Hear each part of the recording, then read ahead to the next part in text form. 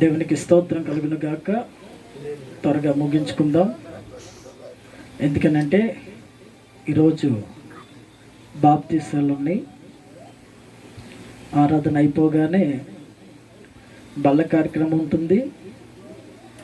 బల్ల కార్యక్రమం అయిపోగానే ఆరాధన ముగించుకుని బాప్తీసాల తొట్టి దగ్గరికి వెళ్ళాలి. ఆసక్తి కలిగిన వాళ్ళు రావడానికి ప్రయత్నం చేయండి. లేదు మాకు ఆకలి అవుతుంది, భోజనం వేళ అయింది అనుకున్నవారు మందిరంలో కూర్చుని భోజనం చేయండి. భోజనం సిద్ధపరచబడి ఉంది కదా. దేవునికి స్తోత్రం. సిద్ధపరిచిన వారిని ఆశీర్వదించాలి. మీరు వీలైతే మీరు ప్రభు పరిచర్య మీద ఆసక్తి కలిగిన వారు గనక ప్రతి నెల భోజనాలు పెట్టుకోవడానికి బాగుంటుంది. మీరు వచ్చి కొంచెం ముందుగా వచ్చి కొంచెం సహకరిస్తే ఇంకా ఎక్కువ మందికి మనం భోజనాలు పెట్టడానికి అవకాశం ఉంటుంది. కనుక ప్రభు మిమ్మల్ని అందరినీ దీవించును గాక. బాప్తీసాల తొట్టి దగ్గరికి రావాలనుకున్న వాళ్ళు ఆరాధన అయిపోయిన తర్వాత అక్కడికి వెళదాం. బాప్తీసాలు తీసుకుని వచ్చిన తర్వాత నేను ఎలాగో ఉపవాసం ఉన్నాను కనుక వచ్చిన తర్వాత బాప్తీసం తీసుకున్న వాళ్ళతో పాటే నేను భోజనం చేస్తాను. మీరు ఆకలి అయితే ఆరాధన అయిపోగానే మీరు భోజనం చేయండి. దేవుడు మిమ్మల్ని దీవించిన గాక. వాక్యంలోనికి వెళదాం. ప్రభువు గొప్ప కార్యాలు చేస్తూ ఉన్నాడు. ఆశ్చర్యమైన కార్యాలు చేస్తున్నాడు. ఆలోచనకర్త, బలవంతుడైన దేవుడు గనుక దేవుని సంకల్పంలో మనం ఉండాలి. దేవుని చిత్తంలో మనం ఉండాలి. దేవుని చిత్తంలో ఉన్నప్పుడు,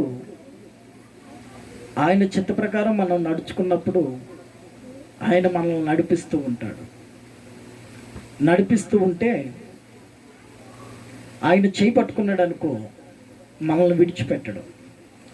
మనం ఆయన చేయి పట్టుకున్నామనుకో, ఎప్పుడు విడిచిపెట్టేస్తామో తెలవదు.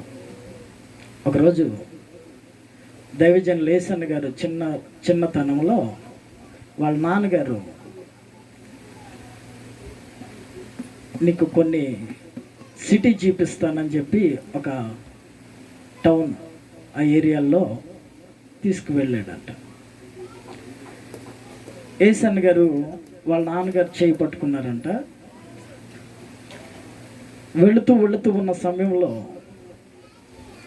రైల్వే స్టేషన్లో ఒకడు బొమ్మలు అమ్ముతా కూర్చున్నాడు. బొమ్మలు అమ్ముతున్నాడు, కూర్చున్నాడు. బొమ్మలు అమ్ముతుంటే ఏసన్న గారు ఎప్పుడు వదిలిపెట్టాడో వాళ్ళ నాన్నగారు చెయ్యి వదిలిపెట్టేసి ఆ కీ ఇస్తే బొమ్మలకి కీ ఇచ్చి వదిలేస్తే టక్ టక్ టక్ టక్ టక్ కొట్టుకుంటాయి. కీ ఇస్తే వదిలేస్తే టక్ టక్ టక్ టక్ కొట్టుకుంటాయి. ఆ బొమ్మలను చూసి అక్కడికి వెళ్ళిపోయి కూర్చున్నాడంట. పాపం వాళ్ళ నాన్నగారు కొంచెం దూరం వెళ్ళిపోయి, వీడేమయ్యాడు, ఎక్కడున్నాడు, చెయ్యి వదిలేసాడు, ఎప్పుడు వదిలేసాడు అని మొత్తం స్టేషన్ అంతా తిరుగుతూ ఉన్నాడంట. రైల్వే స్టేషన్ అంతా నెతికి వచ్చిన దారిలో మరలా వస్తే వెనక్కి ఆ కీ ఇచ్చే బొమ్మల దగ్గర కూర్చున్నాడంట. కీ ఇచ్చే బొమ్మల దగ్గర కూర్చున్నాడంట. ఏసన్ గారు నాన్నగారు వచ్చి పీకి, నీకు ఒక మంచి సిటీ చూపిద్దామని కదా ఇక్కడికి తీసుకొచ్చింది. ఈ సిటీలోకి ఒక మంచి వస్తువులు చూపిద్దామని, మంచి ఆహ్లాదకరమైనటువంటివి, ఎప్పుడో ఒకసారి చూసేటివి, ఆ బ్రిడ్జిలు, ఆ యొక్క కట్టుబడులు, ఓ మంచి సిటీని చూపిద్దామని నేను తీసుకొస్తే నువ్వు ఎక్కడ కూర్చున్నా? వెళ్ళి ఎక్కడ కూర్చున్నా? కీ ఇచ్చే బొమ్మల దగ్గర. నా దేవుని ప్రియులారా, ఈ రోజున మనుషులు, క్రైస్తవులు, దేవుని బిడ్డలు ఎలా ఉన్నారో తెలుసా? మందిరానికి వెళ్ళడం మానేసి సమయానికి మందిరానికి చేరుకోవాల్సిన నీవు ఎక్కడ కూర్చుంటున్నావు అంటే, ఎక్కడ కూర్చుంటున్నావు? ఇప్పుడు కీ ఇచ్చే బొమ్మల దగ్గర కూర్చుంటున్నావు. దేవుడు అంటున్నాడు, నిన్ను ఆశీర్వదించాలని చూస్తూ ఉన్నాడు, నిన్ను భద్రపరచాలని చూస్తున్నాడు, నీ జీవితాన్ని మార్చి ఒక ఉన్నతమైన స్థానంలో ఎదిగింప చేయాలని చూస్తూ ఉన్నాడు. కానీ నీవెక్కడ కూర్చుంటున్నావు అంటే వెళ్ళి కీ ఇచ్చే బొమ్మల దగ్గర కూర్చుంటున్నావు. కీ ఇచ్చే బొమ్మలు ఏం చేస్తాయో తెలుసా? వెళ్ళవలసిన స్థలానికి నిన్ను వెళ్ళనివ్వటం లేదు. హల్లెలూయా. కొన్ని ఉంటాయి కీ ఇచ్చే బొమ్మలు, వాటిని మనం గమనించాలి. అర్థమవుతుందా మీకు? కీ ఇచ్చే బొమ్మలు, మీరు చూసే బొమ్మలు వేరు, ఇప్పుడు మిమ్మల్ని చర్చిలకు వెళ్ళకుండా ఆపుతున్న బొమ్మలు వేరు. కొన్ని ఉంటాయి, వాళ్ళకి ఇస్తేనే నడుస్తాం మనం. ఇప్పుడు అర్థమైనట్టుంది, నవ్వుతున్నారు. వాళ్ళు వెళ్ళరు, ప్రార్థనకి వెళ్ళేవాళ్ళని వెళ్ళనివ్వరు. వాళ్ళకి ఇస్తే కానీ నువ్వు నడవు. హల్లెలూయా. వాళ్ళకి ఇంకొకరికి ఇచ్చేవాళ్ళు కావాలి కనుక టైం పాస్ కోసం నిన్ను కూర్చోబెట్టుకుంటుంటారు. వాళ్ళు టైం పాస్ కోసం నిన్ను కూర్చోబెట్టుకుంటుంటారు. కీ ఇచ్చే బొమ్మల దగ్గరే ఆగిపోతే నువ్వు సిటీ ఎప్పుడు చూసేది? ఆమేన్. నా ప్రియమైన సహోదరి సహోదరులారా, మనకి ఆశీర్వాదకరమైన మార్గాన్ని చూపించాలని కదా ప్రభు మనం తీసుకొచ్చింది ఇక్కడికి. మన జీవితాన్ని ఆశీర్వదించాలని కదా ప్రభు మనల్ని నడిపించేది. మన జీవితాన్ని ఒక ఉన్నతమైన స్థితిలోనికి ఎదిగింప చేయాలని కదా ప్రభు మనల్ని ఇక్కడికి తీసుకొచ్చింది. అయితే మనం కీ ఇచ్చే వస్తువుల దగ్గర, కీ ఇచ్చే మనుషుల దగ్గర, కీ ఇచ్చే అధికారుల దగ్గర, కీ ఇచ్చే వాళ్ళ దగ్గర మనం ఆగిపోతే ఎలాగా? పిల్లలు మీరు ఒకళ్ళిద్దరు ఇక్కడికి వచ్చి కూర్చోండి. వచ్చే ఆదివారానికల్లా కొంచెం ఖాళీ చేయడానికి చూద్దాం దీన్ని, మందిరాన్ని. హల్లెలూయా. నా దేవుని ప్రియులారా, మీరు కీ బొమ్మల దగ్గర ఆగిపోకూడదు. కీ బొమ్మల దగ్గర ఆగిపోకూడదు. నటన చేసేవాళ్ళు ఉన్నారు. చూడండి, ఈ రోజున పండగ ఏంటో తెలియదు కానీ మా ఆడవిడ ఉంది. ఎవరికి తోచిన పండగ వాళ్ళు చేసుకుంటున్నారు కదా. వాళ్ళు అదంటారు ఇదంటారు అలా చేసింది. కొంతమంది అయితే ఫ్రెండ్షిప్ డే జరుగుతున్నారు. నేను ఇందాక చెప్పాను, నిజమైన స్నేహితుడు ఇడువక ప్రేమిస్తాడు. తన స్నేహితుల కొరకు ప్రాణం పెట్టువానికంటే ఎక్కువైన వాడు ఎవడు లేడు. నిన్ను ప్రేమించేవాడు, నిన్ను నడిపించేవాడు నువ్వు పాడైపోతుంటే చూస్తూ ఊరుకోడు. అవసరమైతే నిన్ను ఒక దెబ్బ కొడతాడు, అవసరమైతే నీకు అపాయాన్ని కలుగు చేసి అక్కడ బుద్ధి చెప్పి మరలా కరెక్ట్ ట్రాక్లోకి నిన్ను నడిపిస్తాడు. ఎక్కడైనా నీకు అపాయం జరుగుతుంది అంటే అక్కడి నుంచి తప్పించగలిగిన వాడు ఆయనే. ఆ అపాయాన్ని నీకు చూపించి బిడ్డ జాగ్రత్త అని వార్నింగ్ ఇచ్చేవాడు కూడా ఆయనే. హల్లెలూయా. నిజమైన స్నేహితుడు నిన్ను పోషించగలిగిన వాడు, నిన్ను నడిపించగలిగిన వాడు, నీకు ఆరోగ్యాన్ని ఇవ్వగలిగిన వాడు, నీ మీద నీకున్న ఒక సంకల్పాన్ని ఆయన నెరవేర్చగలిగిన వాడు ఆయనే, నజరేయుడైన యేసుక్రీస్తు. ఇంతకంటే స్నేహితులు ఎవరు కావాలండి మీకు? ఎందుకంటే స్నేహితులు ఎవరు కావాలి? యేసన్న గారిని వాళ్ళ తండ్రి ఓ మంచి సిటీ చూపిద్దామని బయలుదేరి తీసుకువెళితే యేసన్న గారు ఏం చేశాడు? కీ ఇచ్చే బొమ్మల దగ్గర ఆగిపోయాడు. వాళ్ళ నాన్నగారు వచ్చి ప్యాట్మని పీకాడు. అలాగే నిన్ను ఒక మంచి స్థానంలోనికి దేవుడు నడిపించాలి, ఎదిగింప చేయాలి అని అనుకుంటున్నాడు. ఎప్పుడు? నువ్వు సమయానికి మందిరానికి వెళ్ళినప్పుడు, దేవుని వాక్యాన్ని జాగ్రత్తగా వింటున్నప్పుడు, దేవుని సన్నిధిలో పరిచర్యలో పాలు భాగస్తులుగా ఉంటున్నప్పుడు, దేవుని మీద ప్రేమతో దివారాత్రము దేవుని వాక్యాన్ని ధ్యానిస్తూ ఉన్నప్పుడు, దేవునికి లోబడుచు ఉన్నప్పుడు, బయట ఎవరు ఎన్ని అన్నా, ఎంతమంది ఎన్ని ఆటంకాలు పరిచినా మానకుండా మందిరానికి వెళ్ళి దేవుని వాక్యాన్ని వింటూ ఉన్నప్పుడు ఆయన నీ పట్ల ఉన్న ఒక ఉద్దేశాన్ని, ఓ ఉన్నతమైన ఉద్దేశాన్ని నీ పట్ల నెరవేర్చాలని, నిన్ను ఆశీర్వదించాలని చూస్తున్నాడు. కానీ నువ్వు ఎక్కడ ఆగిపోతున్నావు అంటే కీ ఇచ్చే బొమ్మల దగ్గర ఆగిపోతున్నావు. యేసన్న గారు ఆగిపోయినట్టు. దేవునికి స్తోత్రం. హల్లెలూయా. నా దేవుని ప్రియులారా, దేవుడు మిమ్మల్ని ఆశీర్వదించాలని చూస్తున్నాడు, మిమ్మల్ని అభివృద్ధిపరచాలని చూస్తున్నాడు. ఇందాక మనం చదివిన కీర్తనలో ఉంటుంది, యెహోవా మమ్మల్ని మర్చిపోలేదు, మమ్మల్ని ఆశీర్వదించెను. 115వ కీర్తనలో దేవుడు మిమ్మల్ని మర్చిపోయేవాడు కాదు. మర్చిపోయేవాడైతే వదిలిపెట్టేస్తాడు, ఆయన ఇష్టం. కానీ ఆయన నిన్ను వదిలిపెట్టుకోకుండా బాధల్లో, శ్రమల్లో, కష్టాల్లో, నిందల్లో, అవమానాల్లో, ప్రతి విషయంలో నీకు తోడుగా ఉండి నడిపిస్తున్నాడు అంటే ఆయన నిన్ను వదిలిపెట్టదలుచుకోలేదు. హల్లెలూయా. చూడండి, భర్త భార్యలు గొడవ అయితే వాళ్ళు ఒకవేళ వదిలిపెట్టేయాలని విడాకులు తీసుకుంటుంటారు.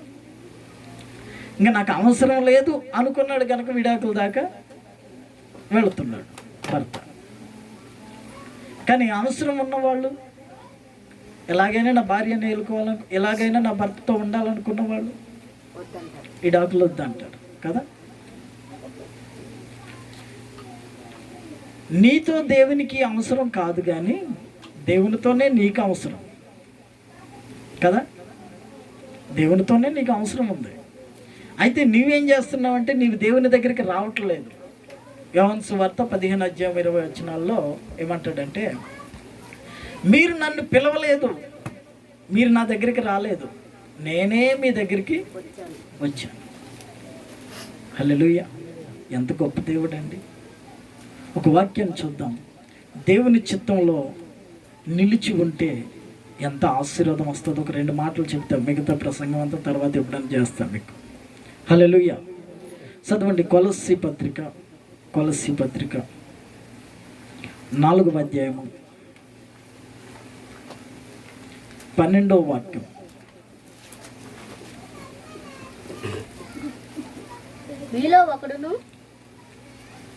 మీలో ఒకడును క్రీస్తు యేసు దాసుడునైన ఎపఫ్రా మీకు వందనములు చెప్పుచున్నాడు. మీరు సంపూర్ణులను ప్రతి విషయములో దేవుని చిత్తమును గూర్చి సంపూర్ణ ఆత్మ నిశ్చయత గలవారై నిలకడగా ఉండవలెనని ఇతడు ఎల్లప్పుడును మీ కొరకు తన ప్రార్థనలో పోరాడుచున్నాడు. చాలు, దేవునికి స్తోత్రం. ఎపఫ్రా పేరు బాగుంది కదా, ఎవరన్నా పెట్టుకుంటారా? ఎపఫ్రా.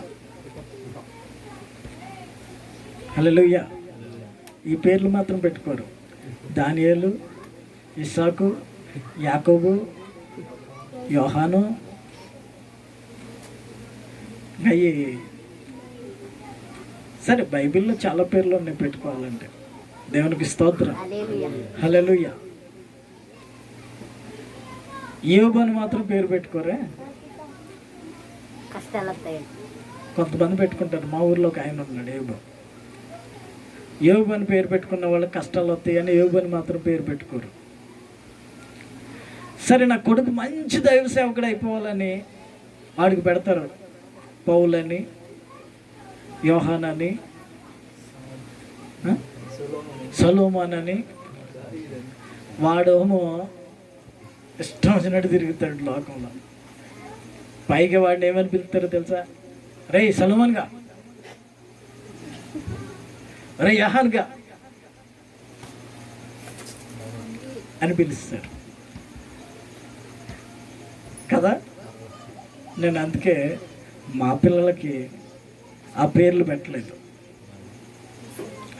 పెట్టలేదు. అన్న పాస్టర్ నువ్వే బైబిల్లో పేర్లు పెట్టకపోతే ఎలాగన్నా అని మీరు అనొచ్చు. నేను పెట్టిన ఈ బైబిల్లో పేర్లే. హల్లెలూయా. సంతోషు, సాత్విక. ఆత్మ ఫలాలేంటి? ప్రేమ, సంతోషం, తర్వాత సాత్వికము.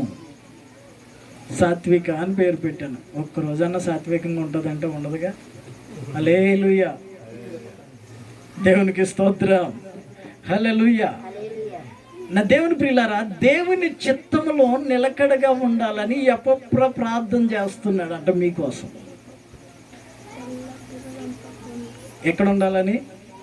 మీరు బిల్డింగ్లు కట్టుకోవాలని కాదు, కార్లు కొనాలని కాదు, ఆశీర్వదింపబడాలని కాదు, కానీ దేవుని చిత్తంలో మీరు నిలకడగా ఉండాలని. దేవుని చిత్తంలో నిలకడగా ఉండాలి. దేవుని చిత్తంలో నిలకడగా ఉంటే ఏమవుతుంది? సంపూర్ణ ఆత్మ గలవారై నిశ్చయతగా ఉండే నిశ్చయత గలవారై నిలకడగా ఉండవాలని. చూడండి, దేవునిలోకి రావడం గొప్పతనం కాదండి.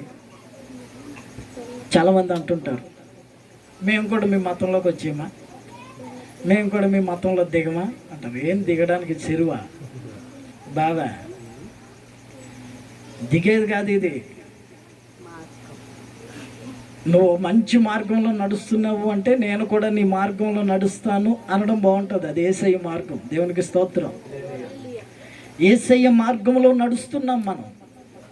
యేసయ్య మార్గంలో నడిచే మనము దేవుని చిత్తంలో నిలిచి ఉండాలి. ఇప్పుడు ఆయన చిత్తము అంటే ఎలా తెలుస్తుంది మనకి? కొంతమంది అంటారు, నేను ఏం చేసినా దేవుని చిత్తానికి లోబడి ఉన్నానండి అని అంటారు. ఏం చేసినా దేవుని చిత్తమే నాకు చాలు అంటారు.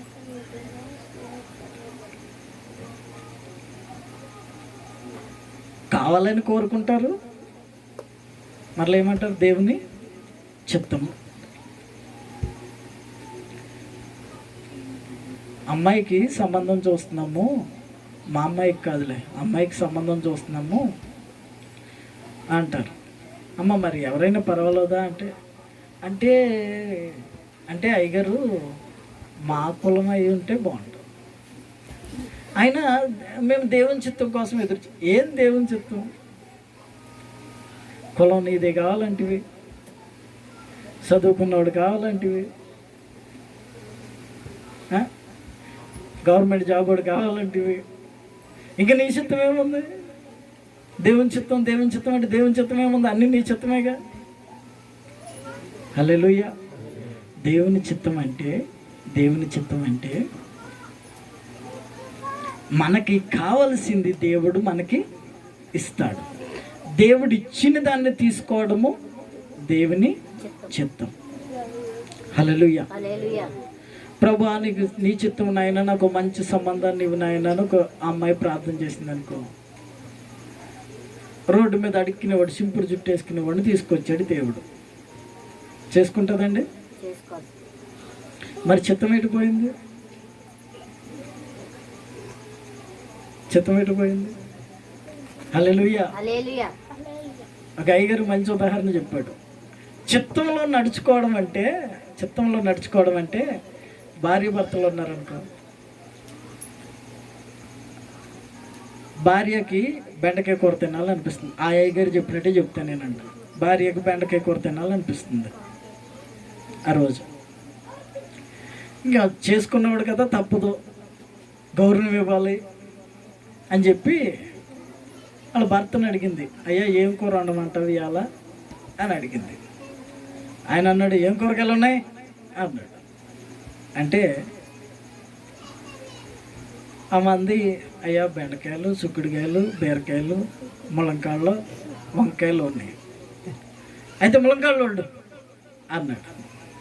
సరే చప్పుడు కాకుండా వెళ్ళి ములంకాళ్ళు కట్ చేసి వండి. కానీ ఆమెకేం తినాలనిపిస్తుంది? ఇలాంటివి చెప్తే బాగినేటట్టున్నారు మీరే. దేవునికి స్తోత్రం. హల్లెలూయా. వాక్యంలో నుంచి ఒక మాట అడిగితే నోరులు తెలవరు. ఆమెకేం తినాలనిపిస్తుంది? బెండకాయ తినాలనిపిస్తుంది. కానీ వాడేమన్నా వండమన్నాడు. మరి ఏం చేసింది? వెళ్ళి బెండకాయ తినాలని ఉన్నా భర్త చిత్తాన్ని నెరవేర్చడానికి మునక్కాళ్ళే వండింది. అంటే దేవుని చిత్తంలో ఉండాలి అంటే మొదటగా నువ్వేం చేయాలో తెలుసా? నీ ఆశలన్నీ చంపుకోవాలి. దేవునికి స్తోత్రం. నీ ఆశలన్నీ వదిలేసుకుని, నీ ఆలోచనలన్నీ వదిలేసి, నీ పలుకుబడి, నీ మంచిది, నీ గర్వము, నీ అహంకారము, నీ డబ్బు, ధనము అంతా ప్రక్కన పెట్టి ప్రభు మార్గంలో ప్రయాణం చేయడమే అది దేవుని చిత్తం. ప్రభు వేళ ఉపవాసం ఉండమన్నాడు అనుకో, ఎక్కడ భోజనం దొరకలేదు అంటే నువ్వేమనుకోవాలి అప్పుడు? నేను తినుకోకుండా ఉండడం దేవుని చిత్తం. అంటే ఎక్కడ దొరకనప్పుడు కొంతమంది ఉపవాసం ఉంటారు, ఏమీ అన్నం లేకపోతే, ఆ రోజు ఏం కూరలు ఇష్టం లేకపోతే ఉపవాసం కదా. నేను చెప్తున్న మాట ఏంటంటే, నీవు రక్షణ పొందిన తర్వాత నీ జీవితంలో ప్రతిదీ దేవుని చిత్తాన్ని నెరవేర్చేటట్టు ఉండాలి. హల్లెలూయా. నాకు ఇది కావాలి అని కోరుకున్నావు అనుకో, అది నీకు ఒకవేళ దొరక్కపోయినా దేవుని చిత్తంలో నిలబడేటట్టు ఉండాలి.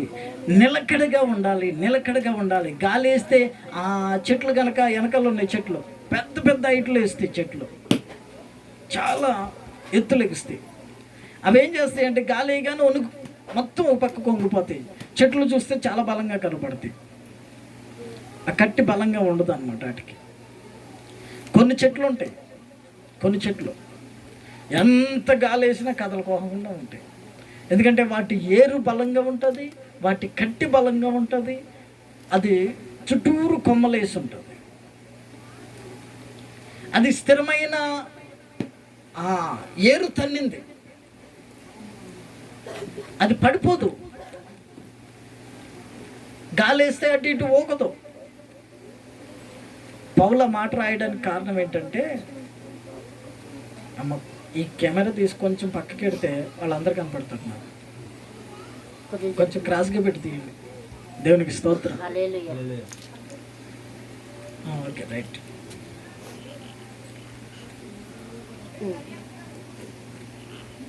గాలి వేసినప్పుడల్లా ఊగిపోతున్నావు అంటే అర్థం ఏంటి? నీ దగ్గర ఏరు తన్నలేదు. నువ్వు సరిగ్గా బైబిల్ నేర్చుకోలేదు, సరిగ్గా ప్రార్థన నేర్చుకోలేదు, సరిగ్గా వాక్యం నేర్చుకోలేదు. అయ్యగారు వాక్యం చెబుతున్నారు కానీ నువ్వు వింటలేదు. వాక్యం వింటున్నాను అని అనుకుంటున్నావు కానీ అది లోపలికి వెళ్ళట్లేదు. హల్లెలూయా. కానీ నువ్వు వినగలిగితే, వాక్యాన్ని నేర్చుకోగలిగితే, వాక్యం ప్రకారం జీవించగలిగితే, నువ్వు ఏరు తన్నిన వాడివై నిలకడగా సంఘంలో నిలబడగలుగుతావు. హల్లెలూయా. ఈ రోజున ఎవరు ఏది చెబితే అది వింటున్నావు. నీవు గమనించుకోకుండానే నిన్ను మందిరానికి వెళ్లకుండా ఆపుతున్నారు. నేను మొదటగానే చెప్పాను, దైవజనుల కోసం కీలిచ్చే బొమ్మల దగ్గర ఆగిపోతున్నావు. మంచి చూడాలి, మంచి ఆశీర్వాదాన్ని పొందుకోవాలి, దేవునిలో ఎదగాలి, దేవునిచ్చే ఆశీర్వాదాన్ని పొందుకుని నీవు, నీ పిల్లలు, నీ కుటుంబం వర్ధిల్లాలని, దేవుని చిత్తం నీ మీద నిలిచి ఉండాలని, దేవుడు నిన్ను ఒక మార్గంలో నడిపించాలని చూస్తున్నాడు. నువ్వేం చేస్తున్నావంటే వాళ్ళు అది చెప్పారని, వీళ్ళు ఇది చెప్పారని, లేకపోతే ఆరాధనకి సమయం అయిపోతున్నా కానీ ఎవరో మాట్లాడుతున్నారని మనం చిన్న విషయాల్లో తప్పిపోతున్నామండి. చిన్నదైనా పెద్దదైనా తప్పు. మీకు అప్పుడప్పుడు చెప్తుంటా, 100 రూపాయలు దొంగతనం చేసినా, 1,00,000 రూపాయలు దొంగతనం చేసినా కదా, నువ్వు సమయానికి మందిరానికి రాకపోయినా, వచ్చి వాక్యం సరిగ్గా వినకపోయినా, గనుక దేవుని చిత్తంలో నిలిచి ఉండాలని ప్రార్థన చేస్తున్నాడు దైవ సేవకుడు ఎపఫ్రా. మేము చేసే ప్రార్థన ఏంటంటే, మీరు తెచ్చి కానుకలు ఇవ్వాలని కాదు. మేము చేసే ప్రార్థన, ప్రభువా మా బిడ్డలు సంఘంలో స్థిరులై నీవిచ్చే ప్రతి ఆశీర్వాదాన్ని వారు పొందుకోవడానికి కృప దయచేయి.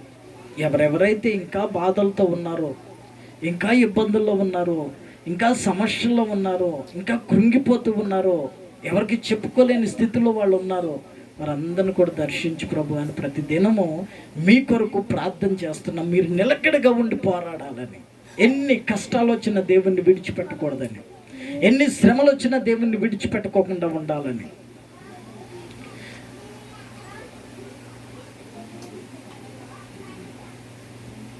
యేసుప్రభు కథ చెప్పాడు తెలుసా మీకు?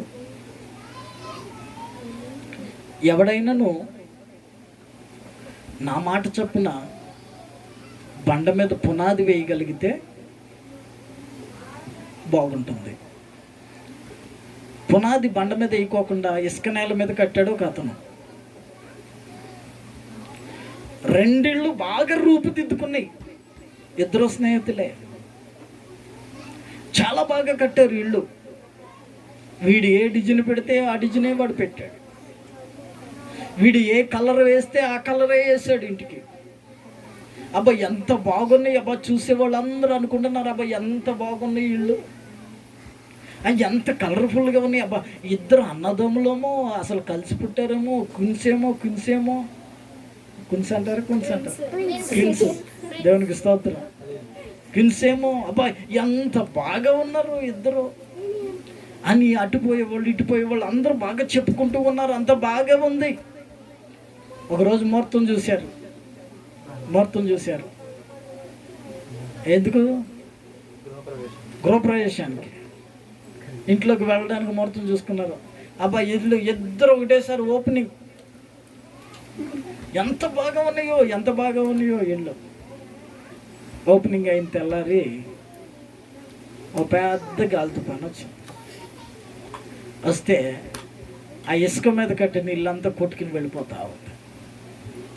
అరే నిన్నటి దాకా బాగా చూసామయ్యి, నిన్న కట్టిన ఇల్లు నిన్న ఈ టయానికి ఓపెనింగ్ కూడా కాలేదు. అబ్బా ఎంత మంచిగా కట్టారు, ఇద్దరు అన్నదమ్ములు అనుకున్నాం. చూస్తూ ఉండగా కొట్టుకుని పోతుంది.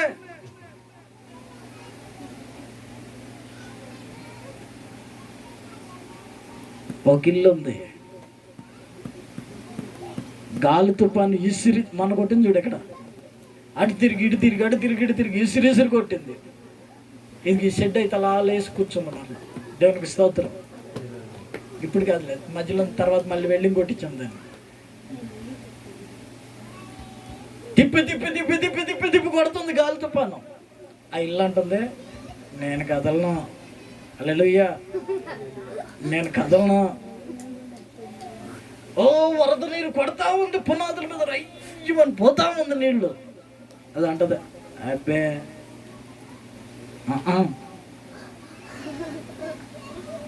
ఉరుములు మెరుపులు వర్షం కురుస్తా ఉంది, గాలి తుఫాను కొడతా ఉంది, చుట్టూరు తిప్పుతా ఉంది గాలి, సుడిగాలి కొడతా ఉంది. నేను కదలను అంటుంది. ఎందుకో తెలుసా? ఆ ఇల్లు పునాది వేయబడింది. హల్లెలూయా, పునాది వేయబడింది. అది పునాది వేసి కట్టబడింది, స్థిరమైన పునాదిగా కట్టబడింది. స్థిరమైన వాక్యముతో నిలబడగలిగిన వాడు ఎంత గాలి తుఫాను వచ్చినా, ఎన్ని శ్రమలు వచ్చినా, కష్టాలు వచ్చినా కదలడు. ఏదో వాళ్ళు చెప్పారనో వీళ్ళు చెప్పారనో, ఓ పెద్ద మందిరానికి వచ్చామనో, లేకపోతే ఆ లాభం వచ్చిందో ఈ లాభం వచ్చిందనో, దేవుడు స్వస్థపరిచాడనో, లేకపోతే దేవుడు పిల్లల్ని ఇచ్చాడనో, దేవుడు ఇల్లు కట్టించాడనో. మాకు ఇల్లు కడితే మారు మనసు పొందుతాం, పిల్లల్ని ఇస్తే మారు మనసు పొందుతాం, స్వస్థత వస్తే ఈ రోగం నుంచి విడిపిస్తే మారు మనసు పొందుతాం. ఇలాంటి కోరికని దేవుడు కనికరించి వాళ్ళకి చేసినప్పుడు వచ్చి బాప్తిసం తీసుకుంటారే, వాళ్ళు ఎలా ఉంటారంటే ఇసుక మీద కట్టిన పునాదుల్లాగా ఉంటారు. దేవునికి స్తోత్రం. నేను ఎలాగైనా స్థిరమైన పునాదిగా కట్టబడాలి, దేవుని కొరకు నిలబడాలి, దేవుని వైపు చూడాలి, దేవుడిచ్చే ప్రతి ఆశీర్వాదాన్ని పొందుకోవాలనుకున్న వాళ్ళు స్థిరమైన పునాదులుగా కట్టబడి ఉంటారు. హల్లెలూయా. ఇంట్లో వాళ్ళే ఎదిరించిన, బయట వాళ్ళే నిందలు వేసిన, బంధువులంతా వచ్చి నిన్ను ఎగతాళి చేసిన, యేసయ్యని నమ్ముకున్నావు ఏం లాభం వచ్చిందిరా, యేసయ్యని నమ్ముకున్నావు ఏం కలిసి వచ్చింది నీకు అని అడిగిన వాళ్ళు కదలరు. దేవునికి స్తోత్రం. హల్లెలూయా. అందుకే యేసయ్య అంత మంచి ఉపమానాన్ని చెప్పాడు. బండ మీద కట్టబడిన ఇల్లు లాగా ఉండాలి నీవు. స్థిరమైన పునాదిగా ఉండాలి. నువ్వు ఎక్కడ బాప్తిసం తీసుకున్నావో, ఎక్కడ తిరుగుతున్నావో, ఎక్కడ ఉన్నావో తెలియదు. ఈ మందిరంలోకి వచ్చి దేవుని వాక్యాన్ని వింటున్నావు, బల తీసుకుంటున్నావు. నీవు కట్టబడాల్సింది ఎక్కడో తెలుసా? బండ మీద కట్టబడాలి నీ జీవితం. దేవునికి స్తోత్రం. స్థిరమైన పునాదిగా వేయబడాలి. అప్పుడు దేవుడిచ్చే ప్రతి ఆశీర్వాదాన్ని నువ్వు పొందుకుంటావు. దేవుని వైపు చూస్తూ నడవగలుగుతావు. హల్లెలూయా. ఆయన సంకల్పంలో నిలబడాలి, ఆయన చిత్తంలో నిలబడాలి. కంగారు పడి గాలి కొడుతున్న ఆ గడ్డి చెట్లులాగా ఊగకూడదు. మనిషి ఉంటారు కొంతమంది, అక్కడ లైట్లు కట్టి, అక్కడ పెద్ద స్టేజ్ వేసి లైట్లు కట్టారంటే అక్కడ పరిగెడతారు. ఇంకోసాట ఇంకో సేవకుడు వచ్చాడు, ఆయన ఇలాగంటే 10 మంది పడిపోతున్నారు అంటే అక్కడికి పరిగెడతారు. నేను ఎవరిని కించపరచట్లేదు. ఈ చిన్నపిల్లలు ఉంటారే, కూరగాయలు వస్తాడు, బండి వెనకాల వెళ్తూ ఉంటారు. ఈలోపు ఐస్ బండి వచ్చాడు, టింగ్ టింగ్ టింగ్ టింగ్ టింగ్ అంట, వాడు వెనక పరిగెడతాడు. ఈలోపు పిసిపెట్ట వచ్చాడు అనుకో, వాడు వెనకాల పరిగెడతారు. కారణం ఏంటంటే వాళ్ళు చిన్నపిల్లలు, వాళ్ళ మైండ్ ఎలాంటిది, ఎటు పడితే అటు పరిగెడతారు వాళ్ళు. బైబిల్ అంటది, మీరు చిన్న పిల్లలను పోలి ఉండడం మానేసేయండి. కాస్త ఎదిగిన వారై, వాక్యం విన్నవారై, స్థిరపరచబడిన వారై దేవునికి సన్నిధిలో నిలకడగా నిలబడండి అంటుంది బైబిల్. ఎటు పడితే అటు కొట్టుకుని పోకూడదు మనిషి.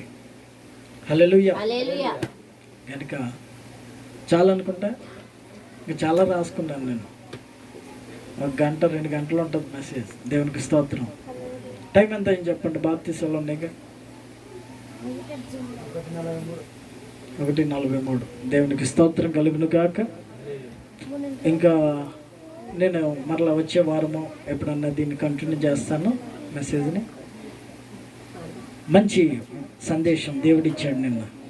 నిన్న కూర్చుని బైబిల్ చదువుతా ఉన్నాను. దేవుని సందేశం దేవుడిచ్చాడు నిన్న, మంచి సందేశం. నిలకడగా ఉండాలి మనిషి. కంగారు పడే వాళ్ళకిలాగా ఉండకూడదు. వాళ్ళ మాటలేని మందిరాలు మానేసి దేవునికి దూరం అయిపోయి శాపానికి పట్టుబడే వాళ్ళకిలాగా ఉండకూడదు. ఎలా ఉండాలి మనిషి? స్థిరమైన పునాది మీద కట్టబడిన వాళ్ళై ఉండాలి. బండ మీద కట్టబడాలి. ప్రార్థన చేసుకుందాం. బల్ల కార్యక్రమాలకు వెళదాం. బల్ల అయిపోయిన తర్వాత, ఆరాధన అయిపోయిన తర్వాత బాప్తిసం తోటి దగ్గరికి వెళదాం. బాప్తిసం తీసుకుని వచ్చిన తర్వాత బాప్తిసం తీసుకున్న వాళ్ళకి బల్ల ఇచ్చి అప్పుడు భోజనం చేస్తాం. వాళ్ళు కూడా చేస్తారు. అప్పుడు మీరు ఎవరైనా ఆకలైన వాళ్ళు ముందుగా మీరు తినొచ్చు. మాకు మాట